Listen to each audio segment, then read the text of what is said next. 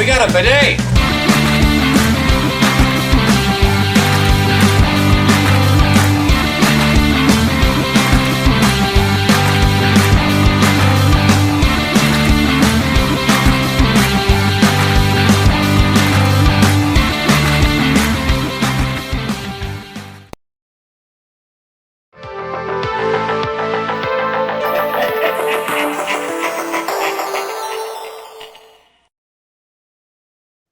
Hey everybody, and welcome back to another video. In today's Shoot the Sheev podcast, I would say we probably have one of our, at least one of mine, most anticipated podcasts, just because this is the Star Wars movie that I think has had the most talk about it, at least for our generation. So yeah, we're gonna stick to the format. We're gonna talk about, what was it like for the time when this movie came out. I know one of the things I look forward to talking about is the marketing. We're going to talk about tough love, things we liked, and then wrap it up at the end.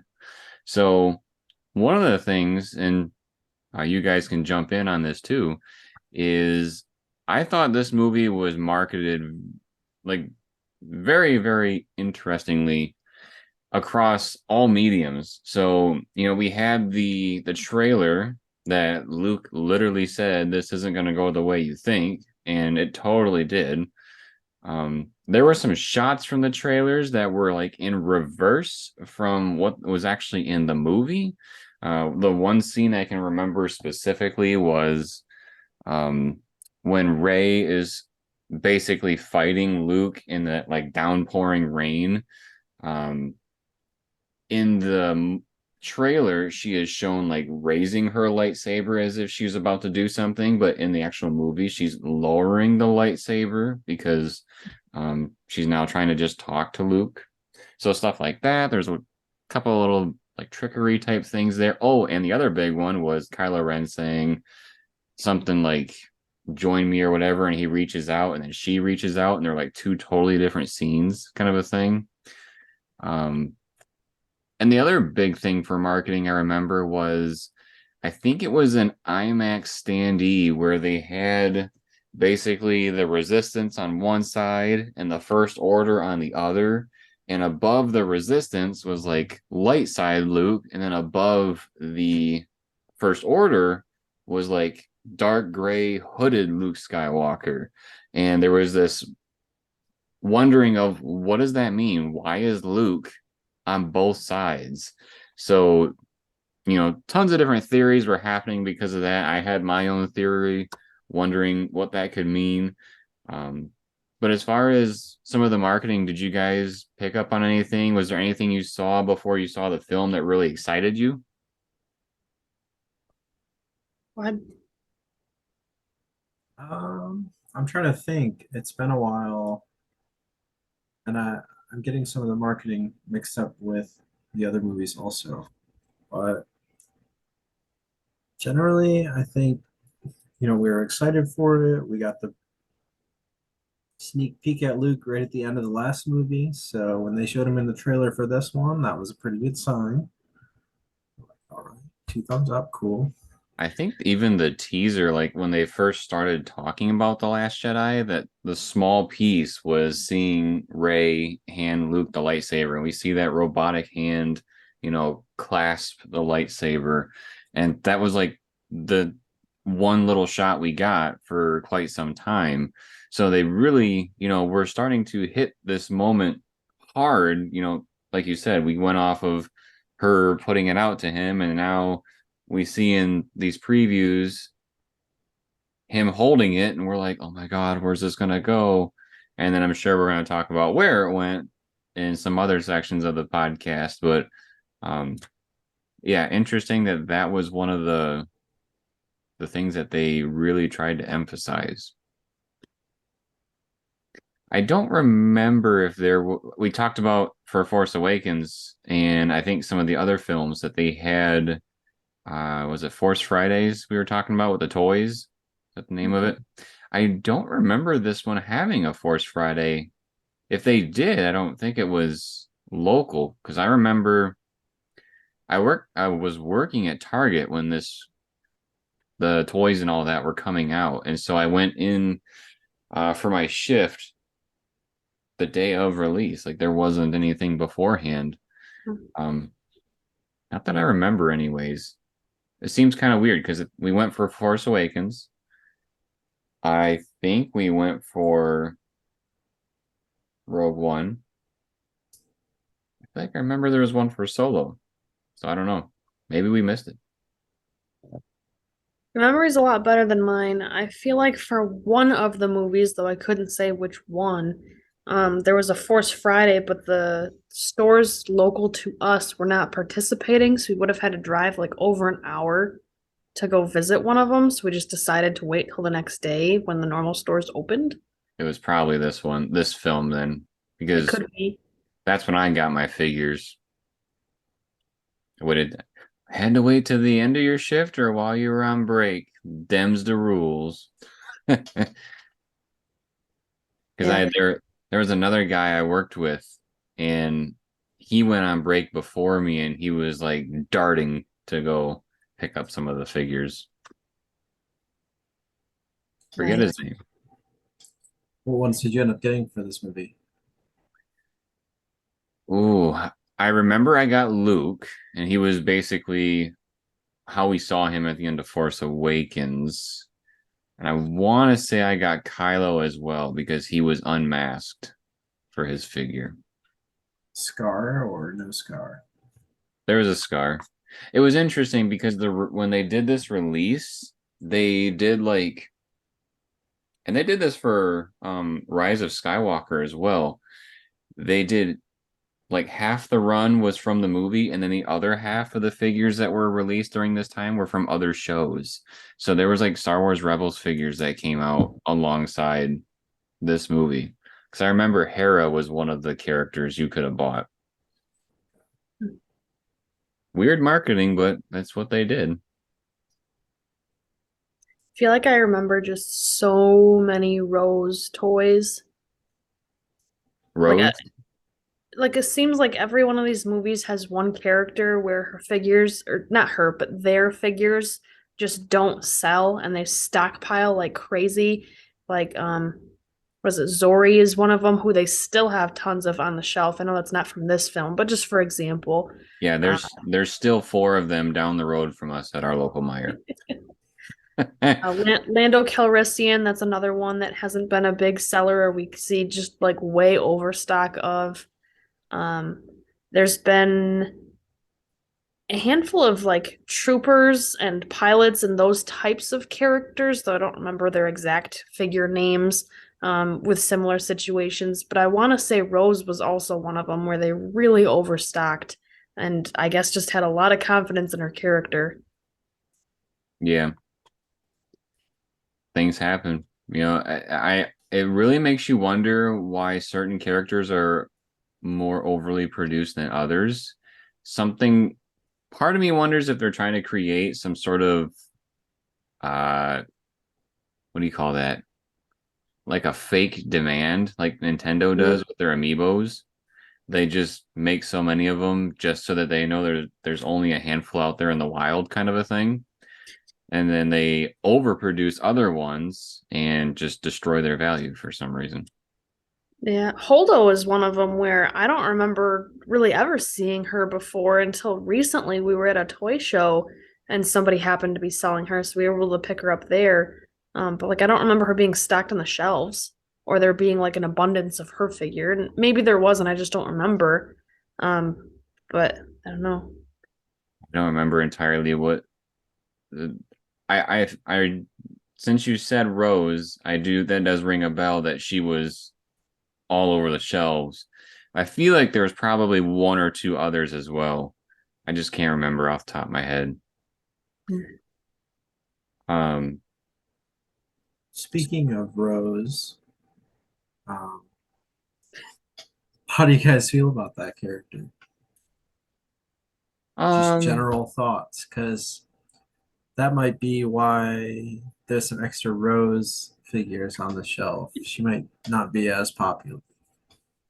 She's somebody who, when we first watched the film, like not recently as part of our rewatch, but like when I first watched the film, I really didn't like her because I thought the whole love thing towards the end of you save the people you love. I just seems so cheesy, like a Hallmark story type moment that it was Yeah. really not well placed.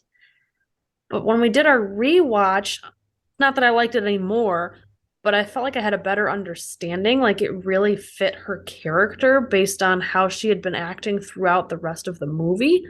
And so, do I think her character I don't really like her personality, but I feel like her personality was at least continuous throughout the film. Like it wasn't like she just all of a sudden got all lovey, mushy, Right. gushy. She kind of was like that from the start. Yep. I it's kind of an interesting topic, and it's a good question actually, just because of how much stuff happened with that character. I think what really I think what the misfire is on Rose, what ultimately is because of the way Disney handles Star Wars. And I say that because in the first movie of this trilogy, we kind of get this idea that maybe Finn is going to be going towards Rey as like a love interest type thing. But then we get The Last Jedi and Rose is thrown into the mix, and we kind of get this like love triangle thing going on. And the problem is that when the movie shifted back to, J.J. Abrams, that was completely thrown out the window. So I feel like Ryan Johnson put her in there and then just hoped that somebody was going to pick up his pieces when he left. And unfortunately, because the next guy didn't want to do that, her whole arc and like her personality that Johnson tried to give her means nothing. Like the thing you were talking about with the you want to save the ones you love and stuff like that. Uh, it didn't go anywhere, and I kind of But felt do like you it. but do you blame them for not picking up those pieces? She wasn't really well received. Well, I would Look, say they've known each also. other for 3 days. Plenty of time to know you love somebody. I feel like she threw herself at him. Well, okay, let's also talk about this. Remember, The Force Awakens and The Last Jedi are literally back to back to one another. So Finn just met this Rey character, and he hasn't thrown himself at her, but they're buddy buddy for like They're clearly worried about her, and she's worried about him. right for like 4 or 5 days. And then just think about it. The next week, this is when Rose shows up. There's no time to develop what's happening here. And if you really put into perspective of these things are happening like within 2 weeks, that's a lot of love to throw around for 2 weeks. Yeah. Plenty of love to go around. What are you talking about? Yeah. I honestly think another reason why that she was not as well received is she was kind of someone thrown in there to push like a political agenda in a way, because when they went to Canto Bite, she was like, oh, animal rights, and I really don't think anybody cared about that, quite honestly. um I don't know how How is much. that? Okay, so playing off of just what you just said, the animal rights thing and how that seemed forced. What makes you say that when the prequel series hit really hard on slavery, which is another human rights issue instead of animal rights, it's human rights, you know? They hit hard, in my opinion, they hit hard on slavery because that was a part of Vader's story. And they actually, I mean, he has 6 films that they develop his character. Rose is in one. Like, if you also think about slavery, because that was a thing in Return of the Jedi as well, very small subject. Um, Slave Leia, the girl before her. I bet nobody ever thought about that as some in your face topic when it happened. I think it was kind of just an excuse in this film to slow the movie down for a minute, like to take a break to look at something. To take a break from the high-speed chase. Yeah. The high speed chase. Yeah. Gosh, one second. I feel like I was gonna say something about Rose also, but it'll How do come you back to feel me. about Rose? Um, if we just look at it in isolation of this movie only, uh, she kind of came around for me this time when I watched the movie, but I still don't love kind of what you were saying, Jeremy. Like her dialogue is very forced.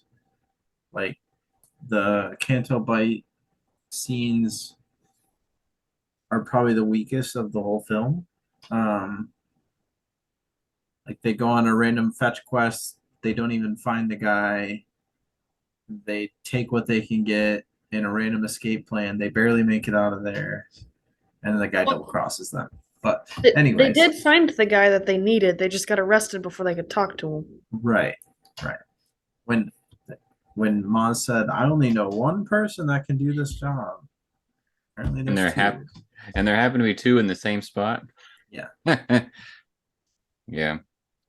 I say I want to be careful with how much I talk about here in the first segment because I'm sure there's going to be a lot later on. I guess the one, if you can remember, or if you had any, did you guys have any theories or things that you wanted to see happen coming out of the Force Awakens and heading towards this one?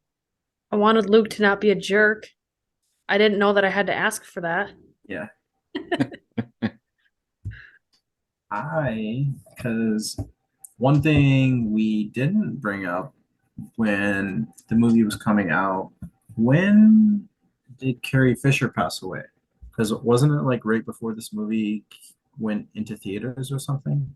That's So a like all great the filming was question. done. They had filmed some for the third movie. I think. I could be making this all up right now.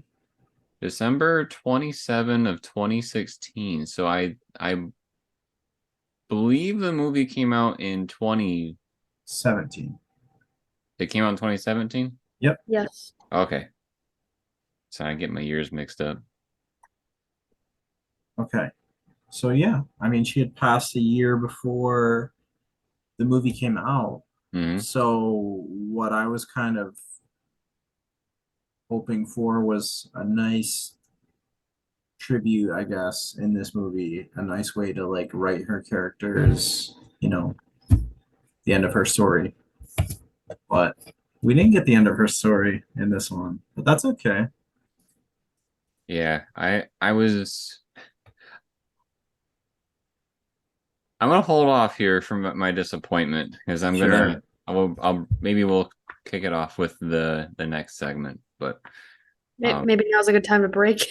yeah, we're gonna transition here. So when we come back, we're gonna talk about our tough love, and we're probably gonna piggyback off of what we're leaving here with. So stick around. Have you seen The Mandalorian? Do you wonder what Operation Cinder was that they mentioned in this show? Well, we got you covered because we have an entire playlist dedicated to the Star Wars Battlefront 2 campaign, which highlights Operation Cinder. So if you check out our playlist, you'll be able to see what actually happened with Operation Cinder and know what they're talking about with the show. Now back to ours. Welcome back, everybody. We are here for our tough love section. We're going to try, we'll see what happens. We're going to try to do some of this stuff in chronological order. Um, Maybe I'll kick it off because this is what I have to say is like a thing that technically happens throughout the whole movie, but it's really interesting in my opinion. So when we left The Force Awakens, uh, Ray had sliced Kylo Ren a good one, right? And he had this scar across his face. Well, when Ryan Johnson took over, he said, "That scar looks silly. I'm going to move it." And so in The Last Jedi, the scar that was across his face is now like moved over. So it So looks more like Anakin. I would say so. I think it is less what would you call that? I wouldn't say in your face, But like, if you watch his scenes, it might be distracting to see the way it was before. But what's kind of interesting with this film is that, you know, like we said, they moved it, but also throughout the film, they're healing it. So by the end of the movie, that like really bad mark he had on his face from The Force Awakens is virtually gone. So if it was really that bad, couldn't we have just healed it up really quick, or find some sort of Star Wars technology with Bacta that would have healed it super quick and not have to deal with this big gouging thing in his face? Is it I mean, really? like in the Boba series when he was in the Bacta tank, like every single day, all day.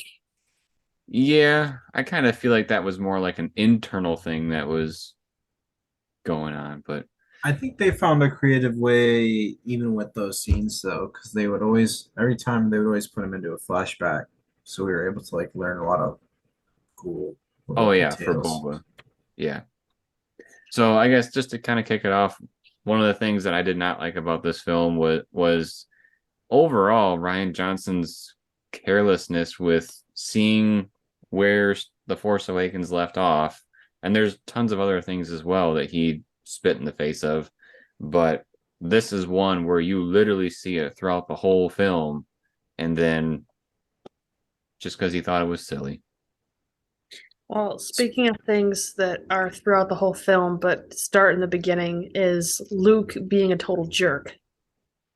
We were Oh so yeah, excited to see what was going to happen with this lightsaber, and he was going to take it, and it was going to be awesome. He's going to be like, "I'm going to show you how to do all these cool things," and instead he's just jerk, grumpy old man.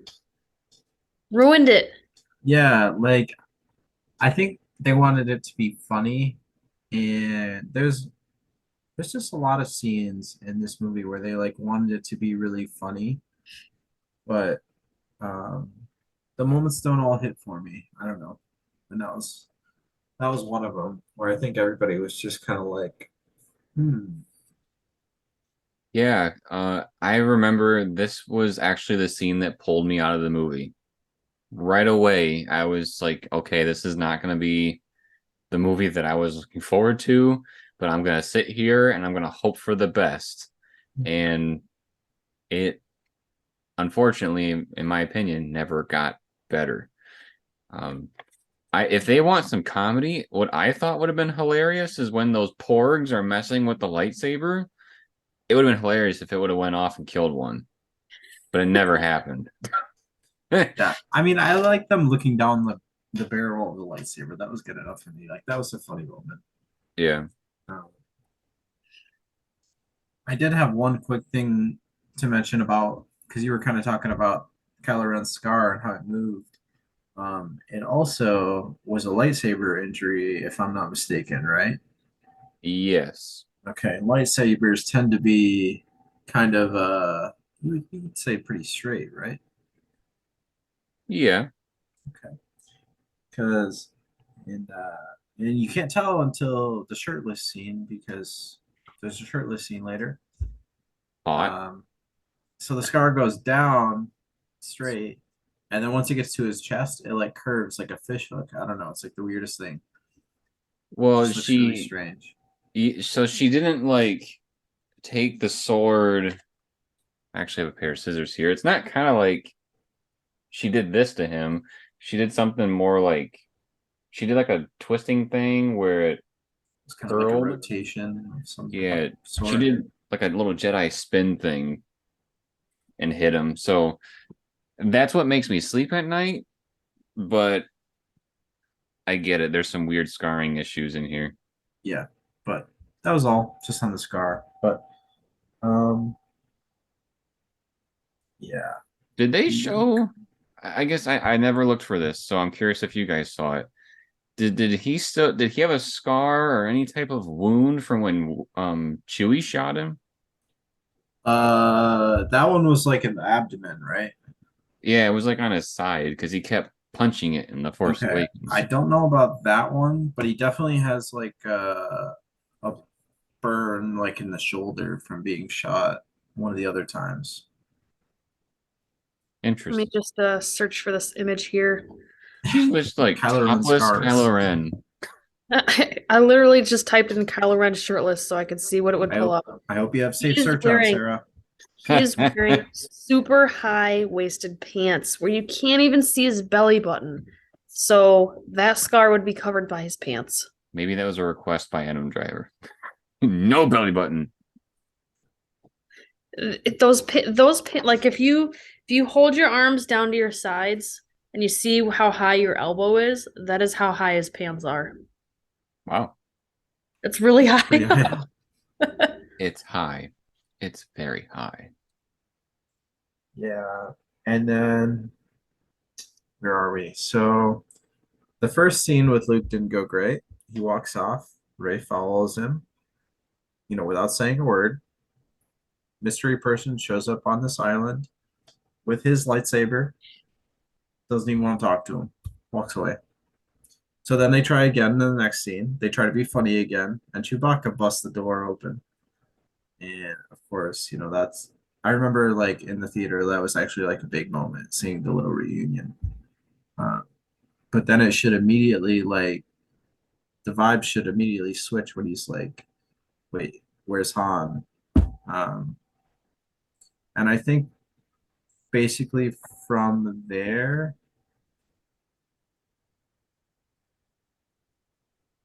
if I was making a movie, I would have just taken it from that point to have him join up. Like, don't do all this. Hang out with Luke for 2 days, nag him through his daily routine, eventually convince him to train you. But he's not even convinced in the movie because even when he agrees to show Rey a few things, not a lot, he tells her that he'll teach her 3 lessons. Uh, Even at that point, he's closed off to the Force. So how strong is I just think it was a really weird dynamic the whole time when she's like, "Hey, come help the resistance." He's like, "No, thanks." I don't know. Wait, you're telling me The whole there thing was was weird. 3 lessons? There were supposed to be. I didn't go back and write down what the lessons were. I remember 2 for sure. You know why you don't remember the third one? No, It's a because of the deleted deleted scene. scene. Oh no.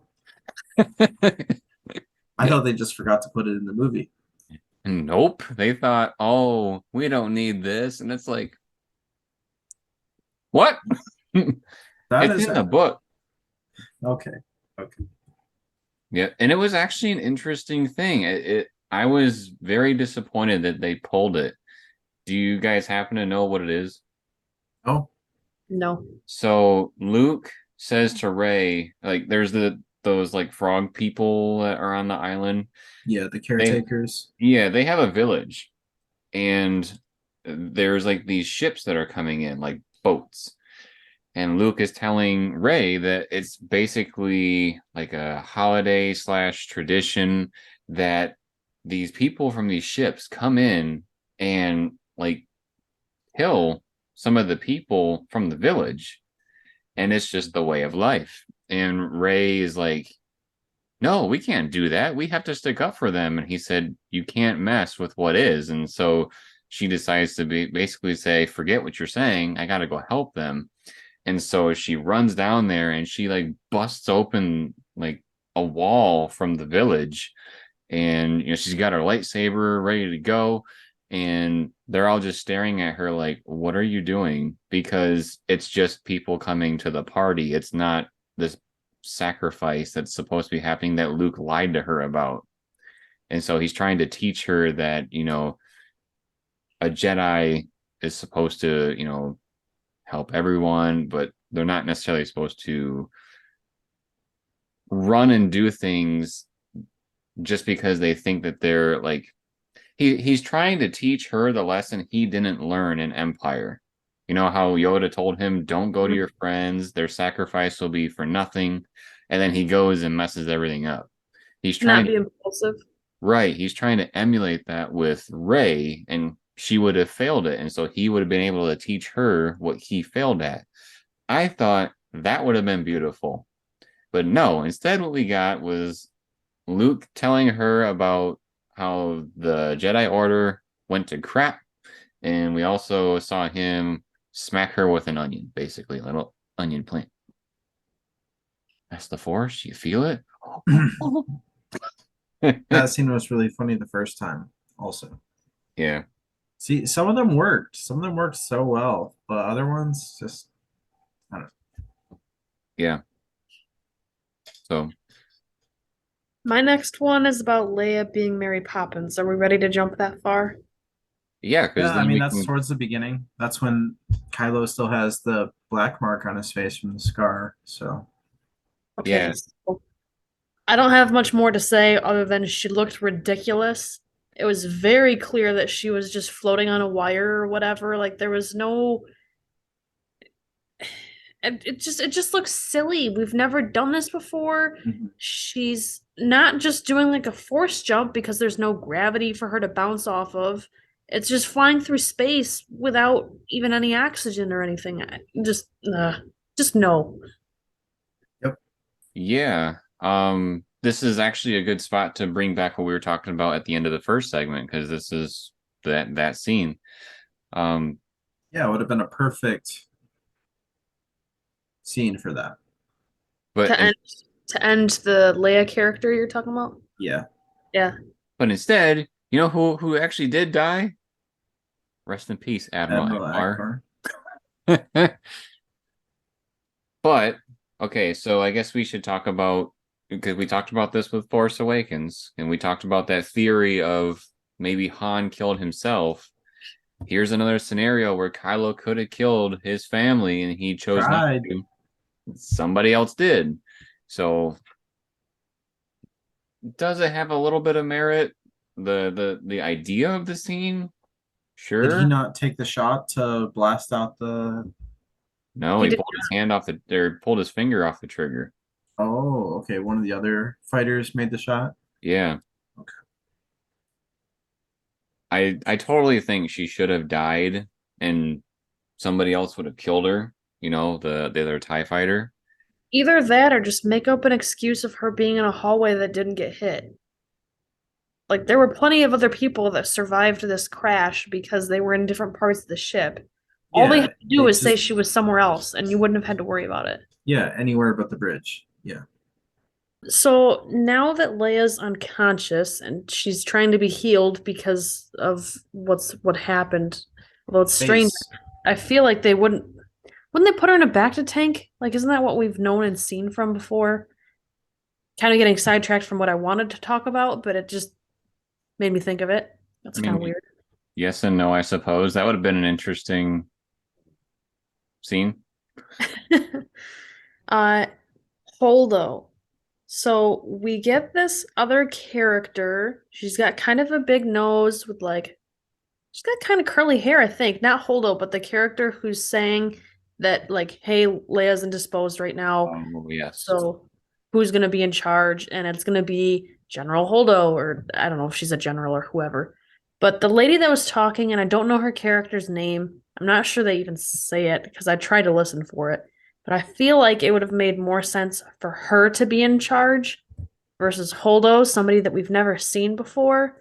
And this is kind of a twofer for me because I feel like Holdo's character is just such a shame and a disappointment because she looks really cool, but she's just some snobby jerk.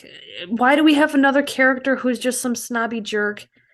I feel like she could have been a lot more respectful to Poe later on, and I don't understand why she's in charge in the first place, and I just don't like her. Yep. Oh, one thing about that. So Poe did mention that she's supposed to be this like legendary general type person, because he's whispering to his friend like, Is that seriously so and so?" Like she's this huge celebrity. So she has some sort of importance in the Resistance. But what's interesting to me about her arc, well, first of all, before we even saw the movie and we heard that Laura Dern was in the film, I was like, oh my God, who's she going to play? Because, she's, at least in my opinion, a fairly big actress, very well known for Jurassic Park. What was she going to do in Star Wars? And so, she gets this character. She's supposed to be pretty important because she's supposed to take over for Leia, but it it makes me wonder like how Poe didn't know she like did she just arrive? Was she on the ship this whole time? Let alone later on when she sacrifices herself, why would you let someone so important do such a thing? But yeah, her character was an interesting one for sure. Yeah, that was actually one of the ones on my list. Is that I hated her character right up until she has that little heart to heart with Leia. And I was like, okay, I guess if Leia likes her, then I guess she's okay. But um, so they Peer obviously had a pressure. relationship, Leia and Holdo, but it happened like off screen in previous adventures, so we never see any of that. So to us, like you guys were saying, she's just smug and she's not giving the crew, confidence. She's treating the rest of the crew kind of like how Poe is treating her as like need to know kind of thing. Mm-hmm. Uh, and it just drags the movie on when it doesn't need to, I feel like. When You they Yeah. could mean just like this come up with a plan. this movie? Yeah. Yeah. They'll run out of fuel eventually, Jeremy. Yeah. And they like quoted a couple of times. Like at one point they're like 6 hours. And then I think that's actually before the side quest to Canto Bite is the 6 hours. Um, so time is just, you know, a figment of our imagination in this movie. At some point around here, we got to be somewhere in the realm of Canto Bite, right? Yeah, we can just talk about that. So this part of the film, there's probably a good at least 20 to 30 minutes of this film that's focused on Canto Bite, which is a significant chunk, by the way. Yeah. Um, It's a long movie. yeah, and so I don't really know how I felt about it. I think it's one of the things that the whole sequel trilogy got criticized for is uninspired new locations. Canto Bite, in my opinion, was a little bit different. I don't think we've seen a casino quite like this in Star Wars. So that could have been interesting. Maybe they could have had some sort of like Casino Royale type issue going on here or conflict where they have something cool and developed as opposed to we found the dude right away and now we got subverted because you got a stupid parking ticket and Mhm. now they have to go meet one of Ryan Johnson's friends that he's always wanted to have in a movie, and then that person happens to be the code breaker. Now I will say, even though I think the code breaker's character is kind of well the second code breaker character, even though I DJ. think yeah DJ, I think he's kind of not necessary. I do really think that the actor did a good job of making him unique. Like, Yeah. I don't does the actor have a stutter? I don't think so, but I'm not too familiar with Benicio del Toro. Because I thought that was like if he doesn't have a stutter, I think that was a really unique thing to his character. Like you wouldn't really think of that in my opinion, but I don't know. I liked it. He Yeah, was it kind somebody of that I makes remember you. there. Oh, go ahead.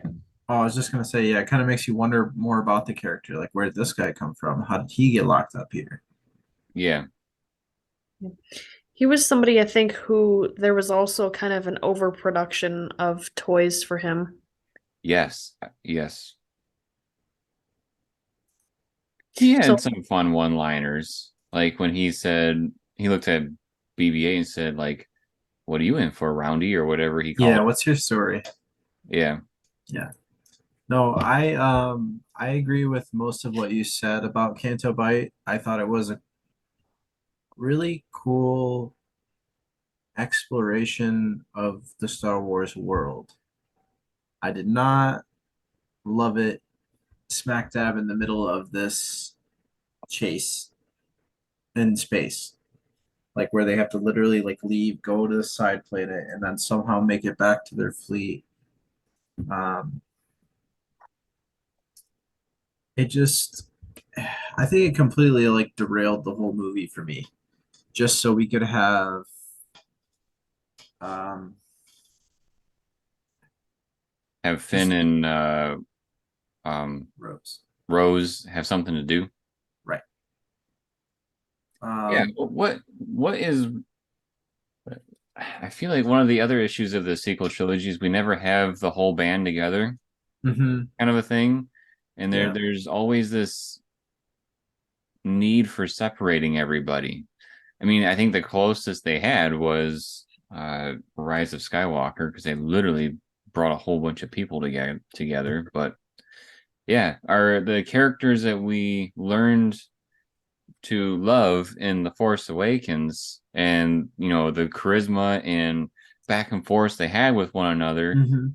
here we are splitting them apart, trying to add a new character, which is this love triangle with Rose to Finn, while Rey is off with Luke. Like, if they would have done what Star Wars normally does, with there's at least a year or two in between these films, there could have already had something going on with Rey and Luke where we wouldn't have to have all this interaction in this film. It's almost something where I would have, like, hindsight is 2020, but I'd rather have just heard about some of the things that they did as opposed to having to see it all. Like maybe a flashback of their training when she's trying to remember something and then overcome a situation. But by splitting them up and having them do their own thing for so long, yeah, it kind of loses what they were setting us up for in the original or the episode 7, not the original. Yeah, like for the record, I did like how Rose kind of challenged Finn, Yeah, like because he went through a little bit of growth through the last movie. He starts off really afraid and really scared, and then kind of comes around and he's ready to work with the resistance, I guess. And then in this movie, um, right after the Mary Poppins scene, Leia's not doing well. She's down for the count. Um, and that like she drops the little like wayfinder to Ray, and Finn picks it up, and he's kind of I don't know, it almost like he has a regression in that moment where he goes back to being the scared because he immediately is trying to get to like an escape pod because he doesn't want Ray to come back to the fleet only to be shot at. Um, so in that regard, he kind of regresses, but then Rose kind of catches him in the act, and she's a smart character, so she realizes right away what's going on. Um, but then they you know start to have those conversations about, well, they're tracking us through light speed. We have to disable the tracker. How could we do that? Finn's he just knows all the layouts of these places. He had the Star Killer base down. He's got the Star Destroyers mapped out. He's just their map guy, I guess.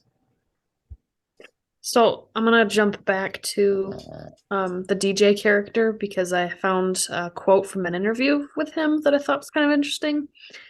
And I'm not gonna read the whole thing, but just like the last sentence I think kind of sums it up. And he says, people that are deficient in one way are extremely efficient in another way, and that was the reason why the stammer was explored.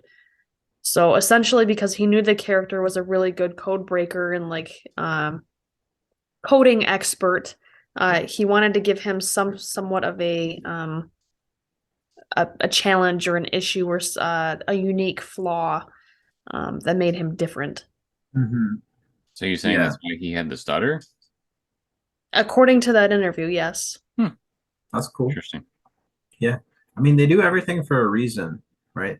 I was gonna ask um, about. I don't like how the DJ character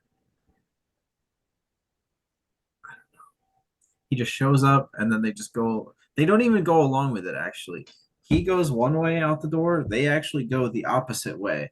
It's only because they need a ride at the end that they actually go with him. Um, but he seems to know their whole plan after like watching the movie. We only get like two lines of dialogue between Finn and Rose, and then DJ rolls out of the darkness and he's like, "Oh yeah, I heard your whole plan. I can help you guys. I can do that." Yeah. I Just kind of happened fast. I I did like it's so subtle, but one of the things that he does when they're on the ship and they're heading towards like back to the fleet, when he's going through and Finn realizes, oh, this isn't your ship, you stole it, and he pulls up the little hologram and he Yeah, says, oh, must have been someone that sold stuff to the First Order, and then flips it and it shows that they actually sell to the good guys too. And it's like, it's interesting to see, how that dynamic of, you may have more things in common with the First Order than you think, even your suppliers. yeah. And That your was suppliers getting rich off of your conflict. yeah. That was the whole reason that whole part of the movie was just very woke. I guess they were really trying to send a message. Push They're political agenda. One Let's thing that see. I wasn't a fan of before we got to Canto Bite. Did you need to say something on this first before I jump topics? Uh, Austin was talking about something before you brought it back to DJ, and I was going to Oh, mention yes, something. sorry. Go ahead. it was something very small. Just the Kylo Ren scar when it's still black. Do you think that's like it was however they stitched him up, but um just symbolically is he literally has like a darkness creature creeping into his face like so I think in the beginning of the movie he's not anywhere close to balance. I think he still is like has a lot of inner turmoil. And then once it's healed, he thinks he's I don't know. His that's like after the bridge blows up, so he doesn't know how Leia's doing, but you know, he did like sense her as he flew by, so like he knew she was there when it got blown up and everything. It was just something I was thinking about. Hmm.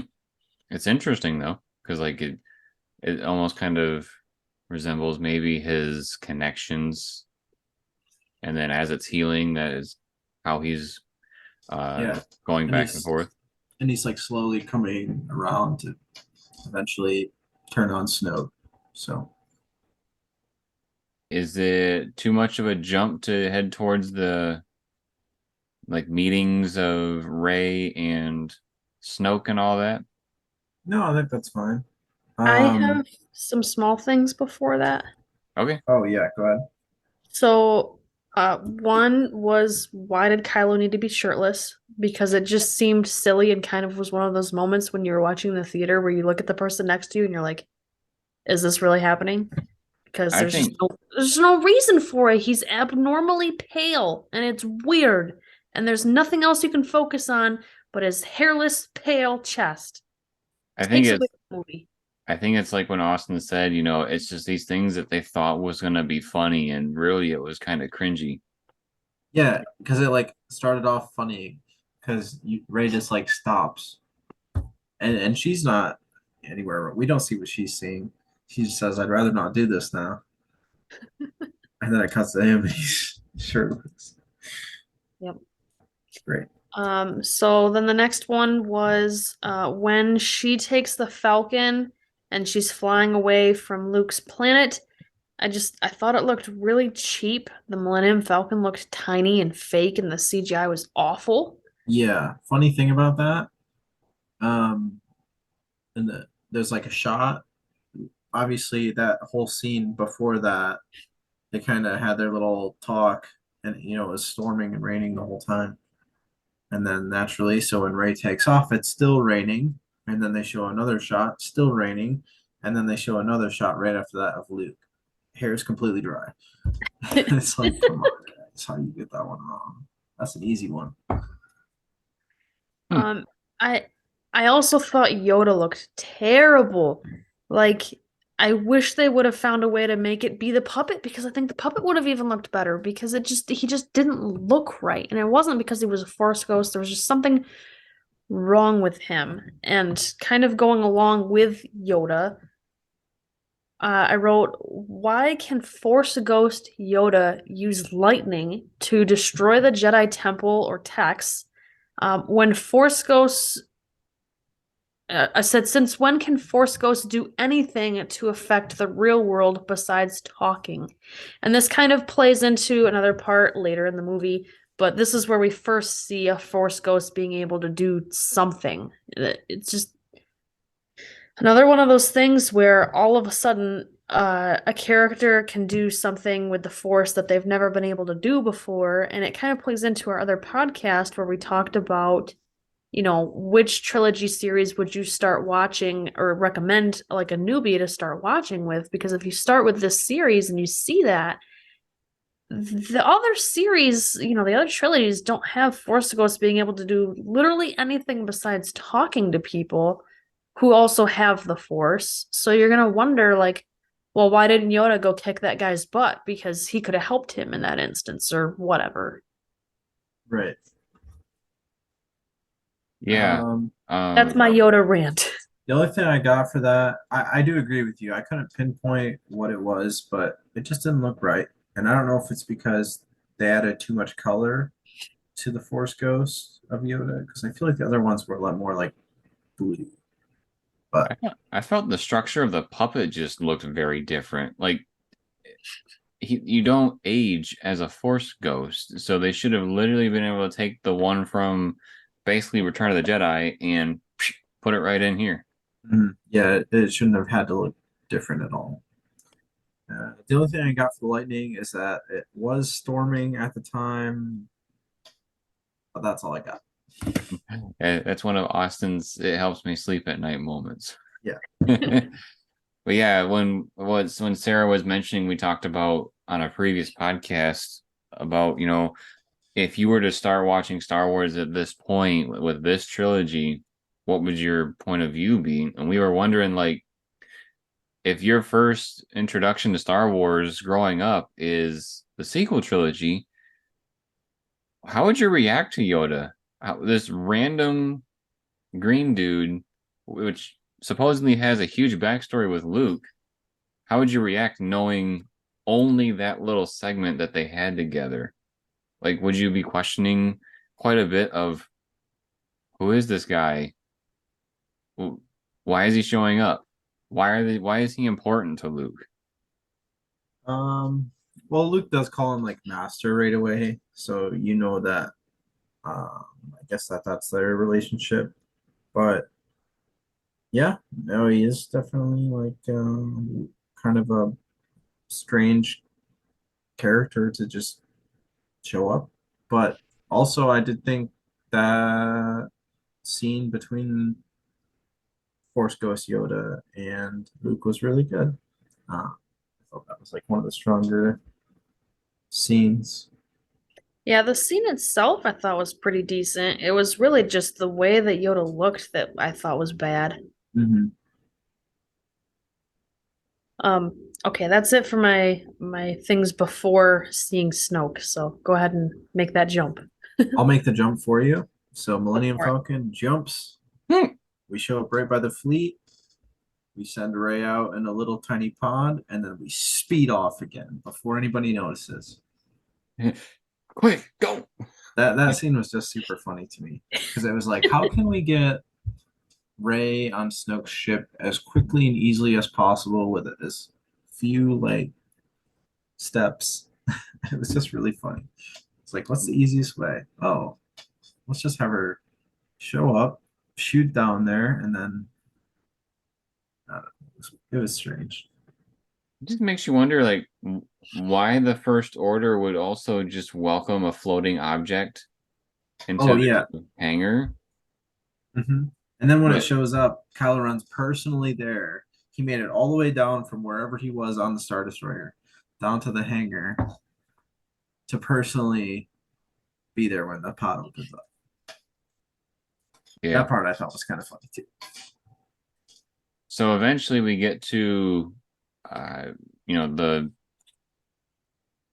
throne room, quote unquote, for Snoke, and we see all this interaction between Rey, Kylo, and Snoke. One of the things I would say that I didn't really care for is how empty his room was. It was basically a room like Ryan Johnson shows up with this film from the green screen and says, "Yo, what you got for me?" And they open up paint and windows and just slaps red. And that's about it. And Yeah. he's got this magnifying glass over here that he can show you what's happening outside. Oh yeah, that easily could have been like a window, right? Yeah, like But Return of the they Jedi. decided to make it a Star Wars TV screen. Yeah.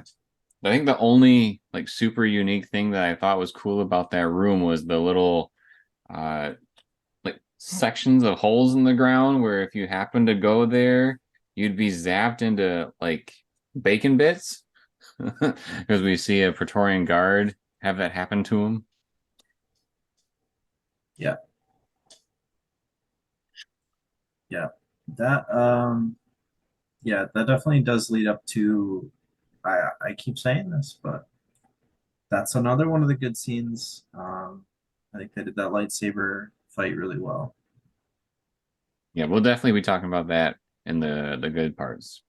Yeah, Although although there is one thing in that scene that was a slap to the face of the fandom. okay. I say I know Sarah knows it because we talked about it during the movie. Do you Can know what it is, can I Austin? guess?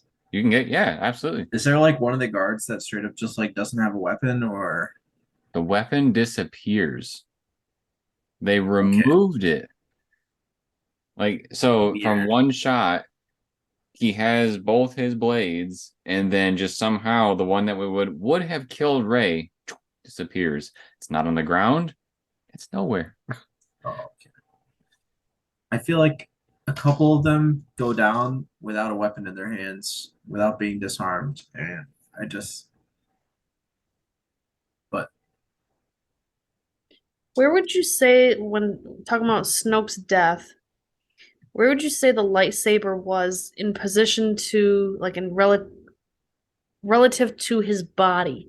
So when the lightsaber turns on, what part of his body is getting stabbed? His waist. Well, his Like, waist and a couple of his hands. yeah, it so like in the actually middle of his it waist? severed his arms at like the forearm. So like in the middle of his waist or his back? I think it was like belly button area, maybe a little higher. Well, it slices and That's then they pull it through him. Right. But what I'm trying to get at is that it looks like the stab part of it is in like the middle of his gut, not his back. And they pull it to them, right? So everything from that point forward gets sliced. But he literally falls in half in two pieces as if his entire body got slapped in half when his back never got cut at all. Oh, so you're saying like the lightsaber would have went through like the middle of his body, and then when they pull it through, the back half should still be attached. It shouldn't Like be a full like slice through. like if this is his belly, right? And this is his back, the lightsaber stabs like right here Yeah, forward. I So all gotcha. of that would be gone in half. I don't know how to emulate that. But anyway, uh, like his spine would have still been intact. So he would have fallen over, of course, because he's dead. But he shouldn't have been put into two pieces. Like they show his entire body slide. Yeah, I think that's just like he was kind of a real thin fella. He was Snoke. giant. He was giant, but he was thin, not real well nourished. Um, I would also say like if I were to say something that would help you sleep at night, um, we know that when a lightsaber is stabbed into something, it kind of has like a resonating thing that kind of spreads throughout while it burns.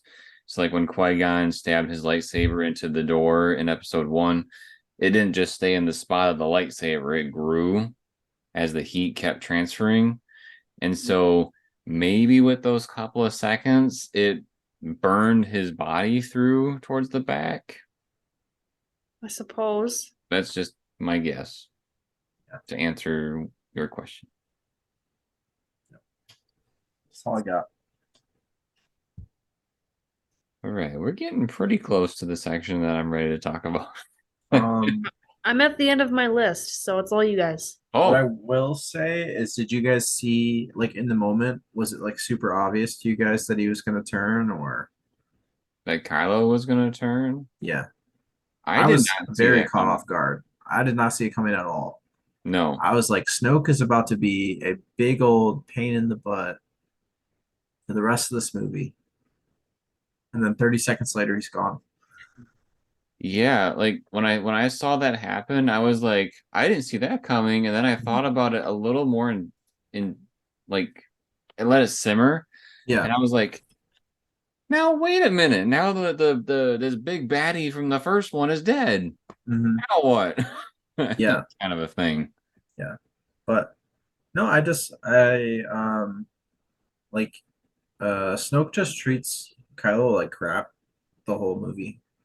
Like understandably so after he kind of gets bested by Rey in the first movie. Um in the like first scene with Snoke and Kylo, he basically just tells him straight to his face, like, you know why I keep you around? Because you're a tool that I can use to accomplish what I want. Sheriff just like tells him that, and then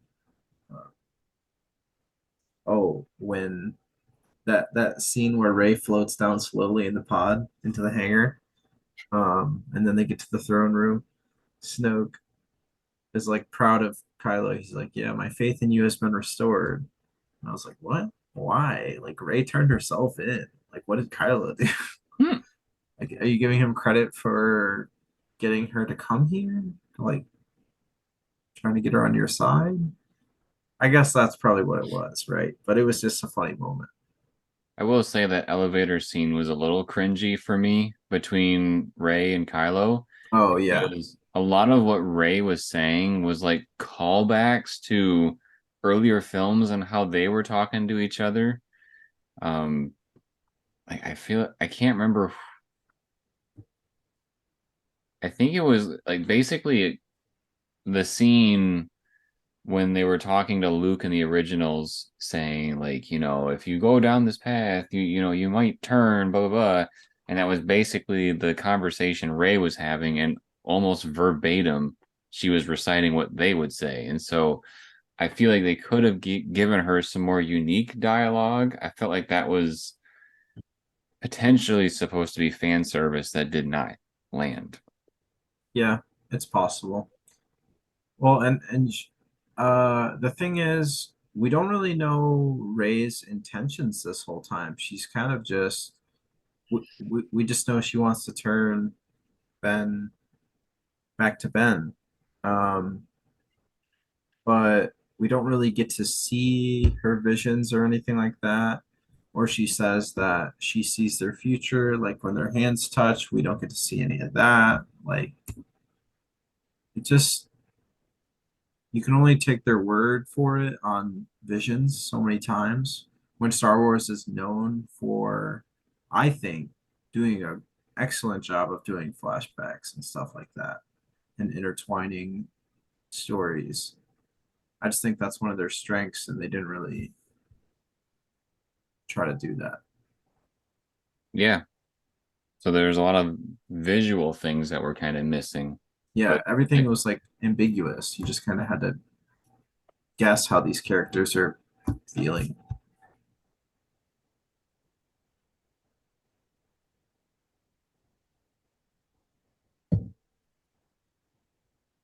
writing down more stuff.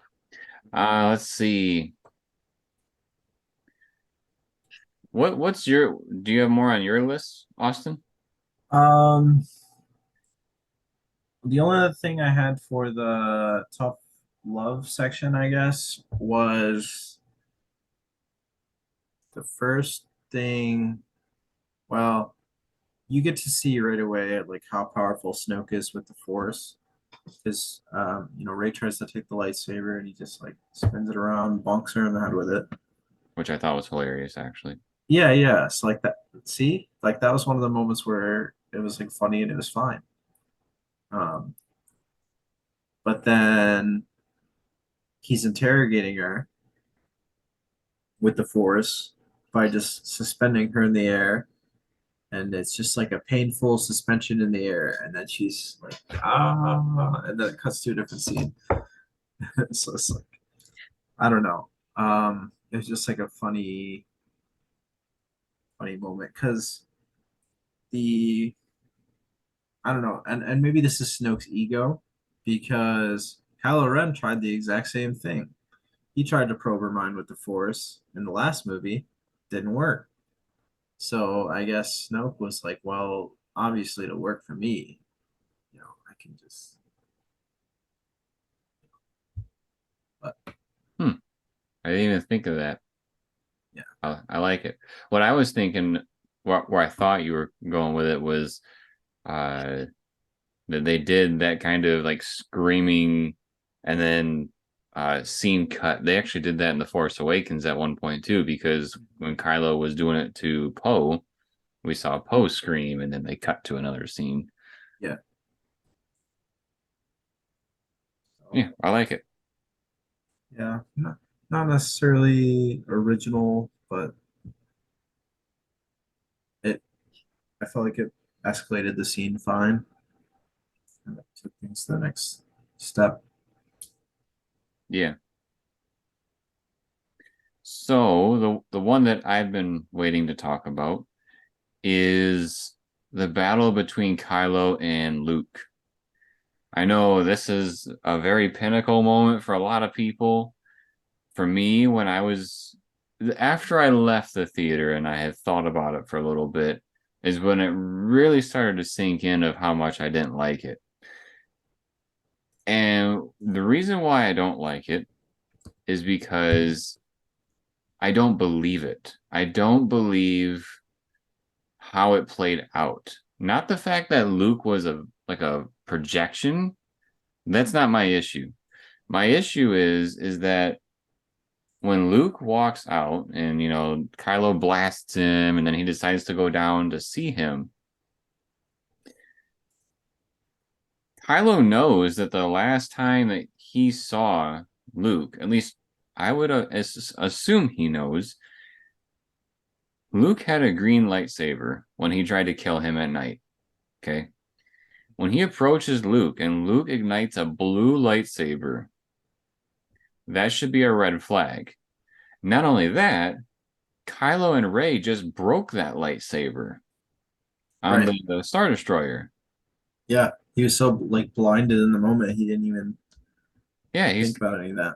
he's so gun ho about being the owner of his grandfather's lightsaber, and it's right here in front of him, and he doesn't notice. Yeah, you'd think that'd be something. So there's the different red flags that are happening, um, let alone when Luke skids across the ground and he doesn't make the salt kick up when Kylo does. I feel like there's a lot of these little things that Kylo should have noticed that something is wrong here, and Right. he completely ignores them. Now, you could say, he's just bent on trying to kill Luke, so, he's just so far gone and he's not paying attention, which is possible, Blinded by rage. correct? But I 100% do not believe the lightsaber situation. I think that's what really breaks the scene for me. Yeah. I didn't even I'm sure I've heard that before, but I didn't really think about it this time when I was watching it. The thing I actually noticed was his haircut is different. He the image that he uses of himself that he projects Mm-hmm. is very close to how he looked when he confronted him or in the middle of the night, basically. I think like they brought him back to that appearance. He's not quite so shaggy, like the beard is trimmed and everything. And I didn't even yeah, the blue lightsaber. So Did you guys, when you were watching it, did that kind of like appear in the back of your mind? Like, wait a minute, didn't that thing just break? I Or don't is that think so. kind I of don't I think something? I never, even I thought didn't about pay it. that much attention. Oh, okay. Maybe I'm just a nerd. I, I mean, it's lightsaber hilts is one thing I've never really paid much attention to. And so one blue lightsaber and another blue lightsaber could very easily be the same or different, and I wouldn't notice, especially if someone's holding it, so their hands are covering half of it. right. So this is just one of those things of I just pew went right over my head. Yeah. Gotcha. Well, that was my last one. That was a huge, tough love. Did you guys have anything else? I think you guys said you got them all in. Yeah, I think so. Um, That was I the can, end of my list, but that was a pretty interesting one. I hadn't really thought that deeply about that before. yeah. My only other thing might be, um, and The Force Awakens had this issue too, where they just tried to like redo a scene from a previous movie. So we were just talking about that with the interrogation thing, but it happens with the fighters in that last scene when Rey comes in and Chewie and the Falcon and they kind of lead him away. That whole sequence where they go through this like salt mine Mm-hmm. just really reminded me of when they're flying through the crashed Star Destroyer on Jakku. Just looks so similar, like all the tight little nooks and crannies that they're weaving the ship through. Interesting that you say that one. Because when they're doing that chase sequence, the music that's playing is also playing when they're being chased in episode 5 through the asteroid. Okay. So I think that interesting. Just how Might be onto hearing something. it two different ways and then seeing multiple resemblances. Yeah. It it looked amazing though. I mean, all the red crystals, like that looked good. Yeah. That can go in the good section of this podcast. Yeah. All right. So I actually just stopped the timer. I don't know how long this has been going for the I know we met our 15 minutes at least, but when we come back, we're going to talk about some good things about this movie. I know we had quite a bit of stuff that we didn't like. Well, tough love, Last Jedi. We didn't really like you. But there are some good things in this movie. So when we come back, we'll talk about them. Stick around. Have you ever wondered what Amazon coffins are and what they're full of? Well, we got you covered here on the channel. Check out our playlist of our Amazon coffin unboxings where Sarah and I open up boxes that have Amazon returns and we share with all of you what we get in each of those boxes. If you ever wanted to get into liquidation and want to know what types of things you can find, check us out. Now back to our show.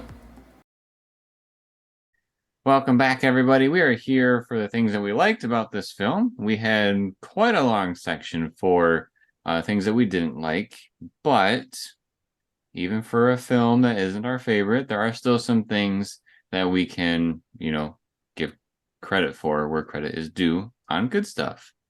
So, who wants to start? What are we going to talk about that we really liked? Go ahead, Austin. Uh, I can go. Yeah. So one moment I liked from this was you end up hating the character DJ because he ends up crossing them in the end. Um, actually, do we see what happens to that guy in the end? Does he get out, or We he just like see gets that his money and then the ship kind of starts getting blown up? we never see him after we find out that he, um, Getting paid. yeah, he was getting paid. So maybe he did, Well, maybe he didn't. um, the scene I liked is when he's trying to get the door open to get into the tracker. He uses the necklace that he got from Rose, the smell, because it's a good conductor. And then he actually ends up giving it right back to her. Uh, I did like that. that was cool because Finn kind of let that guy know, like, hey, that actually means a lot to her. This isn't just like a piece of jewelry that she wears. Um, she's obviously doing all this for, her sister or whatever. And Right. yeah, it kind of like makes you think like, oh, okay, maybe this like codebreaker guy is actually not like a thief and maybe he's not so bad. Come a few minutes later, but um, As somebody I know likes to say, dreams are meant to be crushed. yeah, Yep. I will say pretty though, that much. was another spot of the film where I didn't see that twist coming. Yeah, Yeah. where he turns on them. Yeah. Yeah. Well, I was kind of like, yeah, what does he have to offer? Like, why would they? I guess if he knew the rest of the game plan. Yeah. Yeah. What else did you guys like? So I just got done talking about the whole lightsaber fight that I didn't like at the end of the film for or between Kylo and Luke. But there is an aspect of it I did like. And so what that is, and actually I didn't pick this up on my own. I saw it on Twitter years ago. And apparently they're trying to set up in this film that the connection between Rey and Kylo is that, there's something going on there. Later on we learned that it's called a dyad, but there's definitely a very strong connection between these two characters. And if you watch when Rey is basically learning how to handle her lightsaber in that scene where she chops the rock in half and the rock goes tumbling down and smashes the cart of the frog people. Her motions are the same motions as Kylo Ren when he's trying to take out Luke at the end. Oh, And Twitter had them side by side and showed it. And I was like, you know what? That is fascinating. I had no idea. Because his last, like, even if you think of the last thing that Kylo did when he like lunges at Luke, he swipes to try to kill Luke yeah. and realizes he didn't kill him. Well, that's the same thing that Rey did when she chopped that rock in half.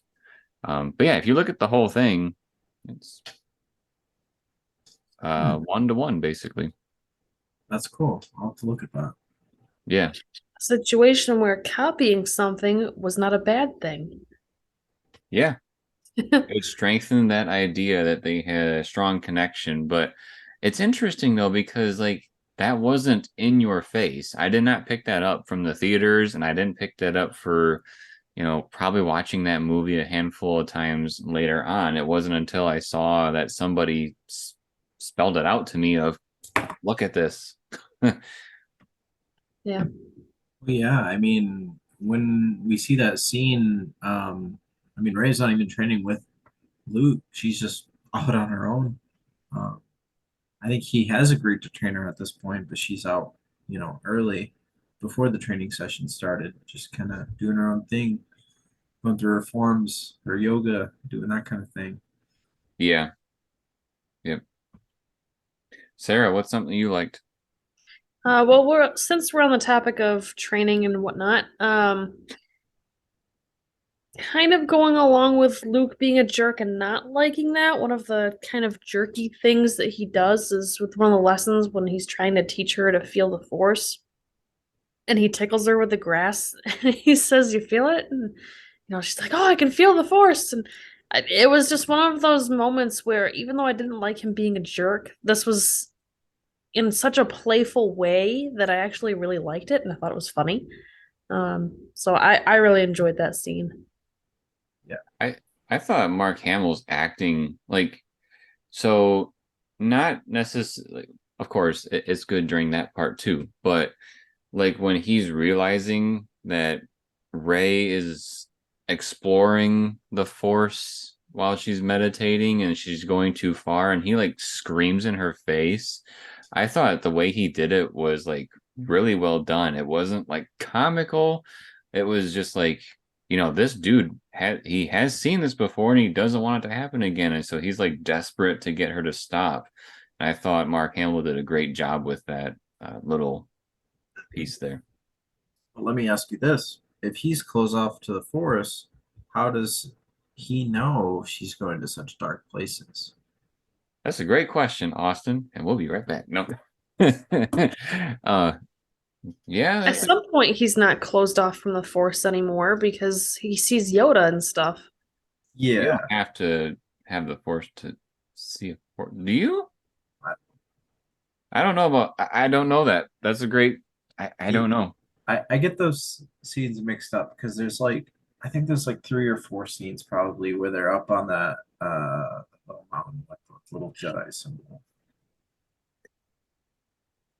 I wonder how much. Yeah, how much has he closed himself off? Because he used the Force to project himself at the end. Yeah, so like there the scene when you know right when he opens back up to it because there's like a Luke Leia moment where they like show Leia and she's like, "Oh, Luke,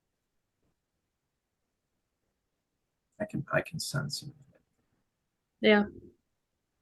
So I just forget whereabouts like in the timeline of the movie that it falls, but so obviously it's after Are Leia you is are you talking about when Leia is out like of the has her hospital. hand on her head?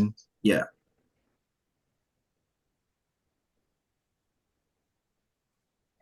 Feel like so there's a small interesting story about that scene in particular, but I'm pretty sure that's right after he says where's Han or something like that. But um either that or I'm mixing it up. That scene was not supposed to be at that part in the movie. Because they had contemplated showing Han's funeral, and that was actually supposed to be a scene where she was thinking about the funeral and having a flashback to it, so us as an audience could see it. But then they spliced it a little bit differently, so yeah, it was right after something with Luke, like you're saying.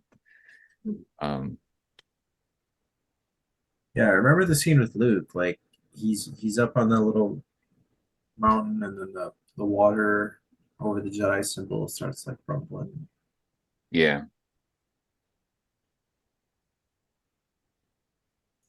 So Um, another thing that I like um is the porgs. So this is something that's real small, literally and figuratively. I just think they're really cute.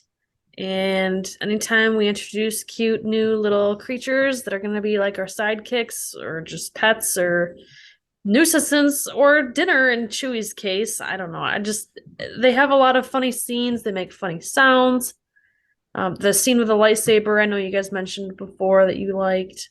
I Yeah. do like that Disney, had the, we'll call it ambition, I suppose, or confident. I don't know. I don't know the clean way of saying it, but they were willing to show a fried porg that Chewie was eating. Like that's pretty dark when you have this cuddly character that they just learned. Like, can you yeah, imagine in Return of the Jedi we meet the Ewoks and then someone's eating an Ewok? I mean, it would be that kind of a shock factor. yeah, It's pretty morbid. You know what? He doesn't even eat it because they're all sad that he's eating one of their friends, but at that point, it's already cooked. It's already been defeathered it's and too stuff. It's late. Yeah, fried. It's time to. You're just gonna let it go to waste? They died for nothing? yeah. The porg scenes are all great. They all hit really. Um, I will gladly eat a chicken leg staring at a chicken. Thank you.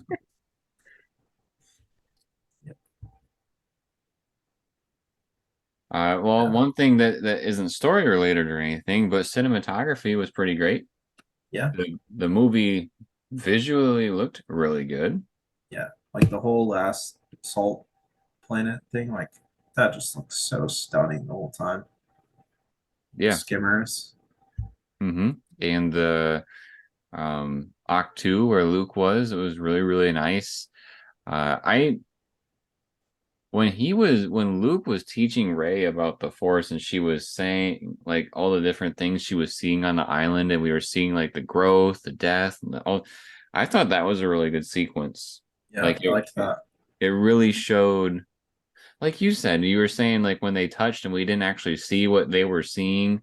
Here we got some substance with that. We knew what she was talking about and what she was going through. So Yeah, it was a good way to do it. I think that's important. Like even if you don't have the full visuals, can you just like something when a character's having like a vision, a meaningful vision of some sort. Yeah. One thing that I think is kind of missed in this film, especially with all the people that really don't like how Rey got so powerful so fast, although it may not be what people want to hear. I'm pretty sure Sarah and I had this conversation while watching the movie. They do actually tell you in this film why Rey gets so powerful so fast. And I think it's kind of like a sequel trilogy thing. Like they try to make it like their answer as to how this can all happen. And that's when Snoke is talking to Rey and Kylo, like when Kylo and Rey first get to the throne room.